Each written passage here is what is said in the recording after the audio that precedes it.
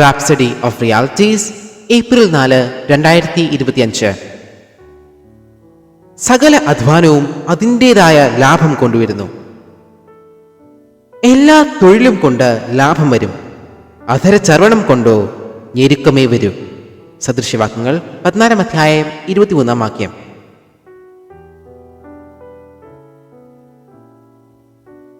കഠിനാധ്വാനം, ഉത്സാഹം, വ്യർത്ഥഭാഷണം, ആലസ്യത എന്നിവ തമ്മിലുള്ള വ്യക്തമായ അന്തരം ഈ വാക്യം വരച്ചു കാട്ടുന്നു.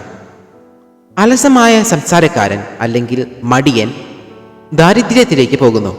ദാരിദ്ര്യം എന്ന പദം ന്യൂനത, അഭാവം, ഇല്ലായ്മ അല്ലെങ്കിൽ തകർന്നിരിക്കൽ എന്നിവയുടെ പര്യായമാണ്. സദൃശ്യവാക്യങ്ങൾ 14 അധ്യായം 23 വാക്യത്തിൽ പറയുന്നു, കഠിനാധ്വാനം വില ലഭ്യമാക്കുന്നു, എന്നാൽ പൊള്ളയായ സംസാരം നിങ്ങളെ ദരിദ്രരാക്കും. കഠിനാധ്വാനം ചെയ്യുന്ന ആളുകൾക്ക് അവരുടെ പ്രയത്നത്തിന് ഗുണം ലഭിക്കാതിരിക്കുകയില്ല.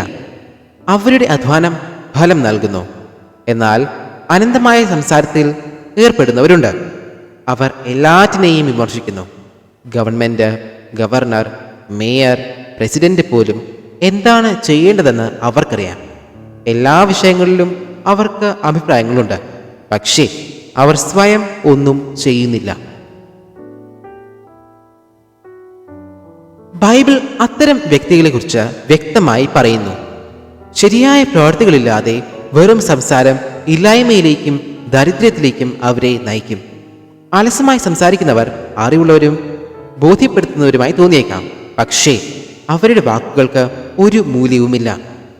അതിശയിക്കാനില്ല, വചനം ഉത്സാഹത്തിന്റെ പ്രാധാന്യം ഊന്നിപ്പറയുകയും അലസതയ്ക്കെതിരെ മുന്നറിയിപ്പ് നൽകുകയും ചെയ്യുന്നു. സദൃശവാക്യങ്ങൾ 10 അധ്യായം 4-5 വാക്യങ്ങളിൽ പറയുന്നു, മടിയുള്ള കൈകൊണ്ട് പ്രവർത്തിക്കുന്നവൻ ദരിദ്രനായിത്തീരുന്നു, ഉത്സാഹിയുടെ കൈയോ സമ്പത്തുണ്ടാക്കുന്നു. വേനൽക്കാലത്ത് ശേഖരിച്ചു വയ്ക്കുന്നവൻ ബുദ്ധിമാൻ, കൊയ്ത്തുകാലത്ത് ഉറങ്ങുന്നവനോ നാണം കെട്ടവൻ. സദൃശവാക്യങ്ങൾ 12 അധ്യായം 24 വാക്യത്തിൽ ഉത്സാഹിയും മടിയനും തമ്മിലുള്ള വ്യത്യാസം വീണ്ടും കാണിക്കുന്നു. അത് പറയുന്നു, ഉത്സാഹികളുടെ കൈ അധികാരം നടത്തും, മടിയനോ ഊഴിയ വേലയ്ക്ക് പോകേണ്ടി വരും. എന്നിരുന്നാലും നിങ്ങളെക്കുറിച്ചുള്ള ദൈവത്തിൻ്റെ പദ്ധതി ദാരിദ്ര്യം ഒഴിവാക്കാൻ കഠിനാധ്വാനം ചെയ്യുക എന്നതിനപ്പുറം വളരെ വലുതാണ്. നിങ്ങളുടെ ജീവിതത്തിൻ്റെ എല്ലാ മേഖലകളിലും നിങ്ങൾ അഭിവൃദ്ധി പ്രാപിക്കുക എന്നതാണ് അതിൻ്റെ ലക്ഷ്യം. യോഹന്നാൻ എഴുതിയ 3-ാം ലേഖനം 1-ാം അധ്യായം 2-ാം വാക്യത്തിൽ ഇത് വ്യക്തമാകുന്നു. അവിടെ പറയുന്നു, പ്രിയനെ, നിന്റെ ആത്മാവ് ശുഭമായിരിക്കുന്നത് പോലെ നീ സകലത്തിലും ശുഭമായും സുഖമായും ഇരിക്കണം എന്ന് ഞാൻ പ്രാർത്ഥിക്കുന്നു. ഇതാണ് നിങ്ങളെക്കുറിച്ചുള്ള ദൈവത്തിൻ്റെ ആഗ്രഹം. നിങ്ങളുടെ ജീവിതത്തിൻ്റെ എല്ലാ തലങ്ങളിലും യഥാർത്ഥ അഭിവൃദ്ധി അനുഭവിക്കുക, ആത്മീയമായും ഭൗതികമായും ശാരീരികമായും. അതിനാൽ ഉൽപാദനക്ഷമതയുള്ളവരായിരിക്കാൻ തീരുമാനിക്കുക. നിങ്ങളുടെ ജോലിയിലോ ബിസിനസ്സിലോ ദൈവം നിങ്ങളെ വിളിച്ച സകല കാര്യങ്ങളിലും ഉത്സാഹത്തോടെ ഏർപ്പെടുക. നിങ്ങളുടെ പരിശ്രമങ്ങളിൽ ജ്ഞാനവും ഉത്സാഹവും പ്രകടമാക്കിക്കൊണ്ട് ദൈവത്തിൻ്റെ അഭിവൃദ്ധിയുടെ ദർശനവുമായി നിങ്ങളെ തന്നെ അണിനിരത്തുക. ദൈവം നിങ്ങളുടെ അഭിവൃദ്ധിയിൽ ആനന്ദിക്കുന്നതിനാൽ അവൻ നിങ്ങളുടെ പ്രവൃത്തിയെ അനുഗ്രഹിക്കുകയും സമൃദ്ധിയിലും അനന്തമായ ലഭ്യതയിലും നിങ്ങളെ നടക്കാൻ ഇടയാക്കുകയും ചെയ്യും. ദൈവത്തിൻ്റെ മഹത്വം. പ്രാർത്ഥന.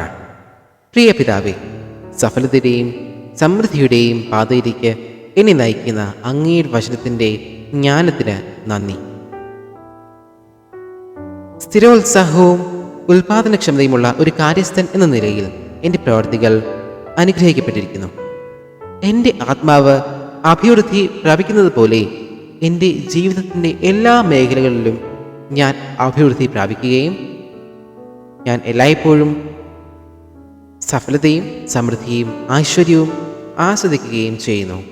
യേശുവിൻ്റെ നാമത്തിൽ തന്നെ ആമേൻ.